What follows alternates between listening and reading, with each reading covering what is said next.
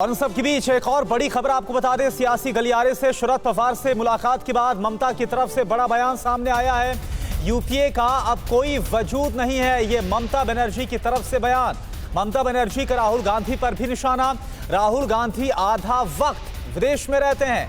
ममता बनर्जी की तरफ से ये बयान दिया गया शरद पवार से मुलाकात के बाद, और ये कहा कि यूपीए का कोई वजूद ही नहीं है, और राहुल गांधी पर भी निशाना साधा। अकेला कोई नहीं कर सकता है, जो स्ट्रॉन्ग जिधर में है उसको लेके करना पड़ेगा। Basically Sarod ji is the senior most leader.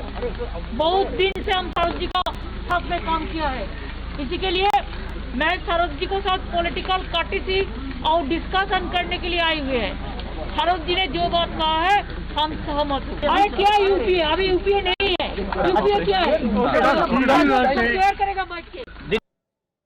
और चलिए इस खबर पर और ज्यादा जानकारी लेते हैं। अश्विनी पांडे हमारे साथ मुंबई से लाइव जुड़े हुए हैं। अश्विनी, लगातार एक बड़ा सवाल है, क्योंकि ममता बनर्जी की तरफ से इससे पहले भी जो बयान सामने आए हैं, इसमें एक चीज निकल कर आ रही है कि क्या ममता बनर्जी इस कोशिश में है ताकि एक मजबूत विपक्ष कांग्रेस से परे हटकर तैयार किया जाए और उसी दिशा में ये मुलाकात और ये बयान माना जाए। जी बिल्कुल, देखिए 1 घंटे की मुलाकात शरद पवार के घर पर ममता बनर्जी और एनसीपी के तमाम सीनियर लीडर्स के बीच में हुई, जिसमें प्रफुल्ल पटेल, नवाब मलिक जैसे नेता भी शामिल रहे। बैठक के बाद जब बाहर आके बातचीत हुई तो शरद पवार ने साफ तौर पे कहा कि ममता बनर्जी ये चाहती हैं कि लाइक माइंडेड पीपल, यानी जो एक तरह की सोच रखने वाली पार्टियां हैं, वो एक साथ एक तरह का विकल्प तैयार करें, तभी भाजपा को हराया जा सकता है, भाजपा को केंद्र की सत्ता से दूर रखा जा सकता है। लेकिन इन सब के बीच जब पत्रकारों ने सवाल पूछा कि यूपीए को लेकर ऐसा नहीं लगता कि शरद पवार, आप कह रही इतने सीनियर नेता हैं, उन्हें कमान देनी चाहिए, तो शरद पवार की मौजूदगी में ही जो बहुत बड़ी बात है कि उन्होंने साफ तौर पे कहा कि यूपीए है कहाँ, खत्म हो चुकी है। यानी कि कहीं ना कहीं उनकी नाराजगी साफ तौर पे दिखाई दी। उन्होंने यूपीए ही खत्म है ये बात शरद पवार के सामने कही, जो खुद यूपीए के मेंबर हैं। आप एक चीज़ और समझिए, उन्होंने राहुल गांधी का नाम लिए बगैर उन्होंने साफ तौर पे कहा कि फील्ड पर रहना होगा। अगर बीजेपी को, यानी कि फांसीवादी, उन्होंने शब्द इस्तेमाल किया, फांसीवादी लोगों को दूर रखना है तो फील्ड पर रहकर काम करना होगा। कुछ लोग विदेशों में ज़्यादा समय रहते हैं, ऐसे विदेशों में रहने से काम नहीं होगा। ये सवाल राहुल गांधी को लेकर पूछा गया था, लेकिन उन्होंने बगैर राहुल गांधी का नाम लिए इस तरह का वक्तव्य किया।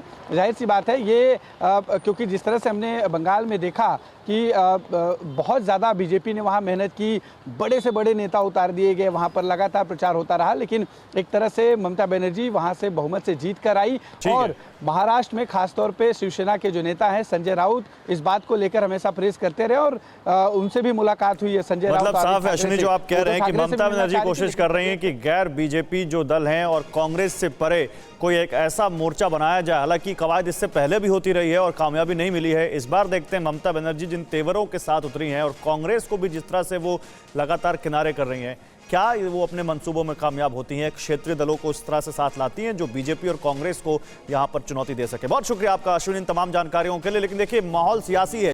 अड़ी सोमवार से शुक्रवार शाम 6 बजे सिर्फ TV9 भारतवर्ष पर। देश बनता है अपने नागरिकों से, ऐसे नागरिक जो अधिकार के साथ कर्तव्य पर भी ध्यान दें, जो सच्चाई का आदर करें लेकिन असत्य से लड़ना भी सीखें, जो सिर्फ जानकार न बने बल्कि जागरूक भी रहें। इस काम में TV9 डिजिटल है आपका मददगार लगातार, ताकि आप भीड़ का हिस्सा न बने बल्कि राह दिखाएं भीड़ को। देखते रहिए TV9 डिजिटल।